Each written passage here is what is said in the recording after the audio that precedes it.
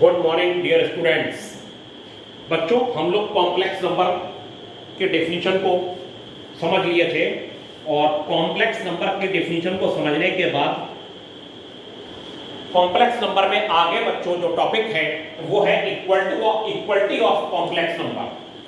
तो बच्चों, equality of complex number में if z1 is equal to a1 plus ib1 और z2 is equal to a2 plus ib2, ये दो complex number equal हैं, then z1 is equal to z2 हो जाएगा।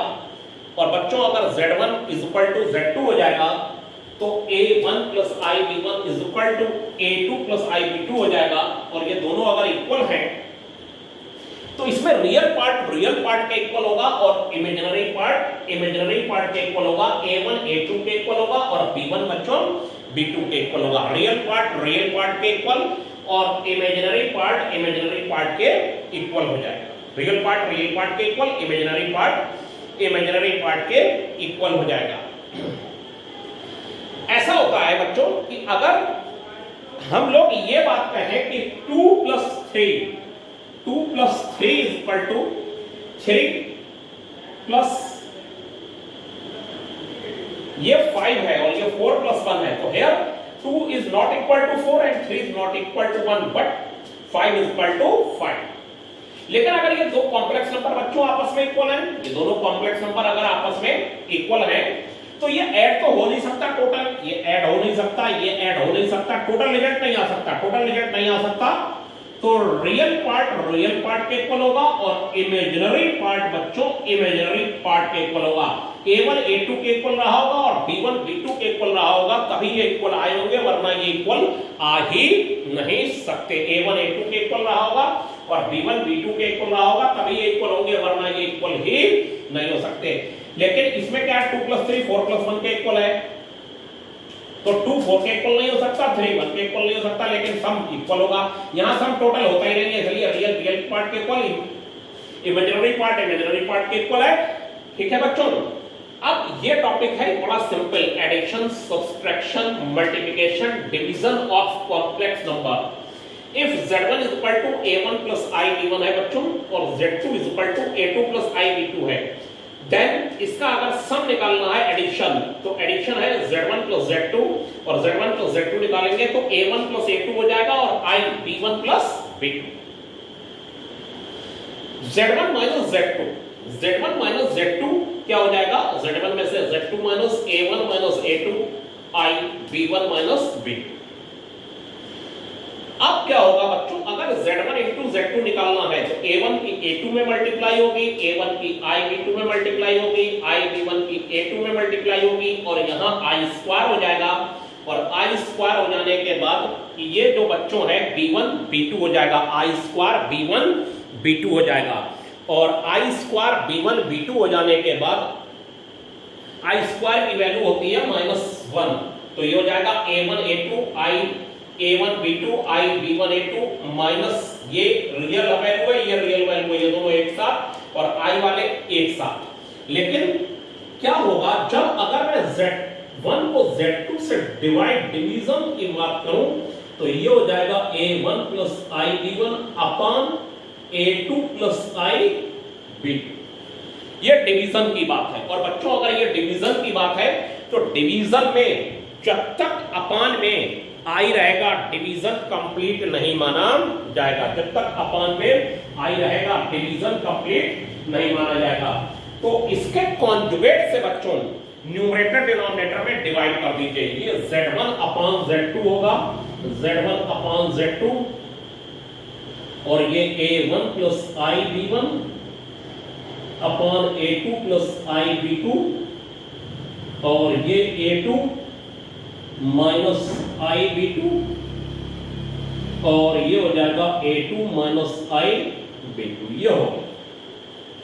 और ये होने के बाद क्या होगा, डिवीजन तभी कंप्लीट माना जाएगा जब अपान से i रिमूव हो जाए, यानी नीचे डिनोमिनेटर में जो है वो रियल वैल्यू आपको दिखाई दे, तभी डिवीजन कंप्लीट माना जाएगा। तो ये z1 अपॉन z2 हो गया और z1 अपॉन z2 होने के बाद ये हो गया a1 a2 minus i a1 B2 minus plus का I B1 A2 minus I square B1 B2, और ये हो जाएगा A2 square minus I square B2 square Z1 upon Z2, और ये A1 A2 minus I A1 B2 plus का I B1 A2 plus B1 B2 अपान में हो जाएगा A2 square plus B2 square. ये हो गया। अब ये A1 A2 plus B1 B2 और इन दोनों में I कॉमन हो जाएगा, और I कॉमन हो जाने के बाद जो होगा वो ये हो जाएगा Z1 upon Z2 A1 A2 plus B1 B2 plus I B1 A2 minus A1 B2, ये A2 square plus B2 square, और एलसीएम ब्रेक करके लिख दिया जाएगा this upon this plus this upon this. आपने देखा डिनोमिनेटर से मैंने I को हटा दिया, डिनोमिनेटर से मैंने I को हटा देने के बाद जो भी लिखा है वो एलसीएम ब्रेक करके कंप्लीट माना जाएगा। तो आप लोगों ने इस चीज को देखा, equality of complex number, addition, subtraction, multiplication, division of complex number, और बस इसमें डिवीजन में मेन रोल था कि डिवीजन में डिनोमिनेटर से I रिमूव कर दीजिए तभी वो डिवीजन माना जाएगा, वरना वो डिवीजन नहीं माना जाएगा। और मुझे लगता है आपको ये बात समझ में आई होगी। और इसके बाद आपके स्क्रीन पर देखिए अब क्या आ रहा है। तो बच्चों आपके सामने अब स्क्रीन पर है conjugate of complex number. Conjugate of complex number में बच्चों if z equal to a plus ib then conjugate of z is denoted by z is equal to बच्चों z is equal to a plus ib अगर है तो इसके conjugate में यहां पर बार लगा दिया जाएगा और इधर भी बार आ जाएगा, और बार का मीनिंग होगा, बार का जो मीनिंग होगा यहां प्लस की जगह पर i वाले में माइनस आ जाना, प्लस की जगह पर क्या आ जाना माइनस, बस सिर्फ ये मीनिंग होगा। और माइनस है तो प्लस आ जाएगा, यानी जो इमेजिनरी पार्ट है उसका साइन चेंज हो जाएगा। और properties of conjugate, conjugate of complex number आप समझते हैं, properties of conjugate z bar का बार बच्चों z होता है, ये समझते चलिए। If z is equal to अगर है a प्लस ib तो z बार जो है वो a माइनस ib हो जाएगा, और z बार का बार जो है वो हो जाएगा a प्लस ib, यानी फिर से z की वापसी हो जाएगी और ये फिर z हमारे पास आ जाएगा। अब सेकंड प्रॉपर्टी कहती है z1 प्लस z2 का बार लिया जाए और z1 प्लस z2 का बार लिया जाए, z1 प्लस z2 निकाला जाए फिर उसका बार लिया जाए और वो इक्वल होगा z1 बार के प्लस z2 बार के। मींस जब ध्यान से देखिए इसका मीनिंग होगा कि z1 अगर है a1 प्लस ib1 और z2 है a2 plus ib2, z1 plus z2 ये हो जाएगा a1 plus a2 plus ib1 plus b2, ये हो गया। और z1 प्लस z2 का पहले सम करा फिर बार निकाला तो ये हो गया a1 plus a2 minus ib1 plus b2, ये हो गया माइनस ib1 प्लस b2। और ये वैल्यू इक्वल होगी बच्चों z1 बार प्लस z2 बार के, z1 बार प्लस z2 बार यानी a1 minus ib1 plus a2 minus ib2, यानी कि ये हो जाएगा a1 प्लस a2 और plus minus ib1 plus b2 हो जाएगा। देखिए ये वैल्यू और ये वैल्यू सेम है। क्या मैंने बताया कि z1 प्लस z2 निकाला जाए, z1 प्लस z2 निकाल के उसका बार निकाला जाए, वो z1 बार और प्लस z2 बार अलग अलग निकाला जाए और फिर उसका सम कर लिया जाए, तो ये और ये वैल्यू सेम है। देखिए जहां मैं राइट क्लिक कर रहा हूं ये और ये वैल्यू सेम है। राइट क्लिक करने से मेरा मतलब है कि आप लोग ध्यान से समझते रहा करिए। और वो मैटर ये है कि ये जो मैं रेड पेन चलाऊंगा जब, तो ये वैल्यू पर ध्यान दीजिए। ये जो वैल्यू है ये बहुत इंपॉर्टेंट है कि Z1 प्लस Z2 पहले सम निकाला जाए फिर बार करा जाए, और Z1 का बार और फिर Z2 का बार अलग अलग निकाल के सम करा जाए। तो ये जहां रेड पेन मेरा बच्चों चलाए ये बेहद इंपॉर्टेंट है, ये दोनों इक्वल आए हैं। ऐसे ही Z1 और Z2 की पहले मल्टीप्लाई कर दी जाए, Z1 और Z2 की मल्टीप्लाई कर देने के बाद फिर बार निकाला जाए। आप करके देखिए अपनी कॉपी पर, ठीक है, और मुझे बताइए कि हुआ या नहीं हुआ। और Z1 ये ले लीजिए और Z2 ये ले लीजिए और फिर उसका बार निकालिए। ये वैल्यू इक्वल होगी, Z1 का बार निकालिए और Z2 का बार अलग अलग निकाल कर फिर मल्टीप्लाई करिए, सेम आएगा। इसका मीनिंग है बच्चों Z1 को Z2 से डिवाइड कर दीजिए। अब ये डिवीजन का रूल आप समझ लीजिए, डिवीजन में पहले i खत्म हो जाना चाहिए डिनोमिनेटर से। i जब खत्म हो गया बच्चों तब उसका बार ले लीजिए, ठीक है। और जैसे ये लिखा हुआ है Z1 is equal to 2 plus 3i और Z2 is equal to 4 plus 5i। तो Z1 अपॉन Z2 हो गया 2 प्लस 3i और 4 प्लस 5i। अब Z1 अपॉन Z2 और Z1 अपॉन Z2 हो जाएगा 2 प्लस 3i और ये 4 माइनस 5i और ये हो जाएगा 4 प्लस 5i और 4 माइनस 5i ये हो जाएगा, और ये हो जाएगा 2 4 जा 8, 2 4 जा 8 और 5 2 जा 10i प्लस का 12i माइनस का 15i स्क्वायर और ये हो गया 16 माइनस 20i प्लस का 20i।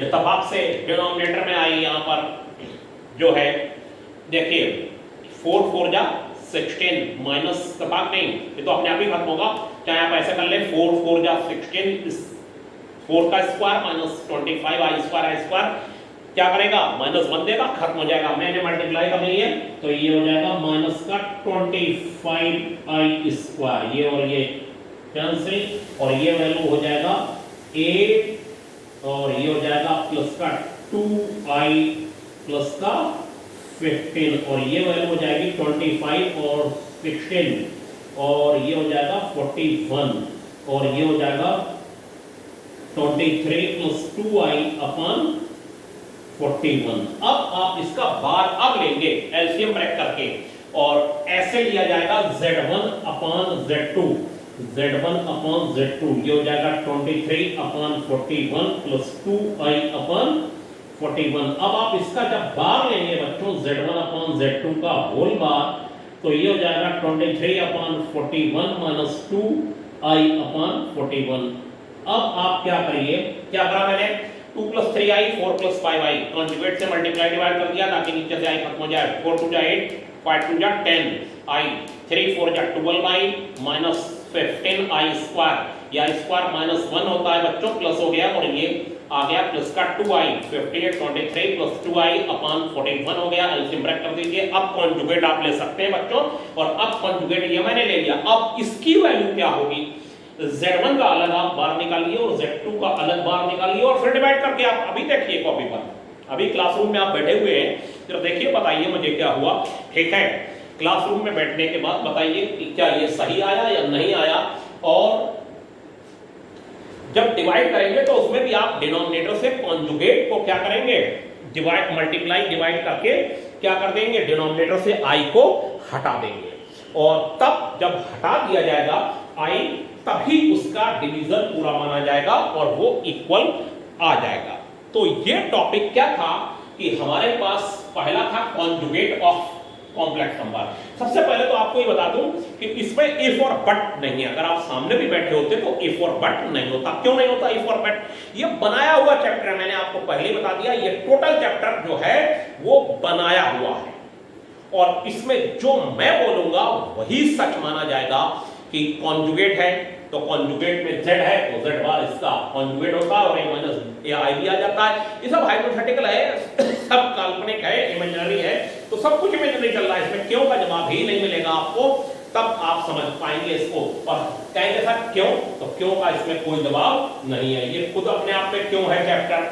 ठीक है बच्चों, और ये कॉन्जुगेट अब जो है आपके पास जो पेपर है वो जब आएंगे तो आप उसको देखिए, उसमें सब डेफिनेशन वगैरह पूरी लिखी हुई है। और इसके बाद अब आपको जो मैंने आपके क्लासरूम में ये बोला था कि मैं 5 लोगों के नाम भेजूंगा और उसको गूगल मीट पे शाम को 5:45 पर मुझसे मिलना है, तो वो उस दिन लिंक ही नहीं जोड़ पा रहा था बच्चों। आज फिर मैं 5 नेम भेज के बस आज और ट्राई कर लेता हूं। अगर तब भी इंटरनेट प्रॉब्लम के कारण नहीं जुड़ पाए हम लोग, तो फिर वही हम लोग फोन पे आपस में बात कर लिया करेंगे कि आपकी पढ़ाई कैसी चल रही है, क्योंकि शायद इंटरनेट प्रॉब्लम शाम को हो जाती है, या तो हमारी तरफ हुई या आपकी तरफ हुई, पता नहीं किधर हुई उस समय, लेकिन हमारे पास कोई भी उधर से लिंक नहीं आया आपकी तरफ से बच्चों, इसीलिए वो प्रॉब्लम क्रिएट हुई थी। एक बार और ट्राई करते हैं आज, ठीक है। तो 5 नेम में भेज रहा हूँ क्लासरूम में, उसे देखिए। और वो जो क्वेश्चन भेज रहा था वो भी शायद आपके तक नहीं पहुँचे, आज मैं दूसरी तरीके से उन्हें भेज रहा हूँ, उन्हें करिए और मुझे बताइए हुए या नहीं हुए। बच्चों आज के लिए इतना ही, थैंक यू।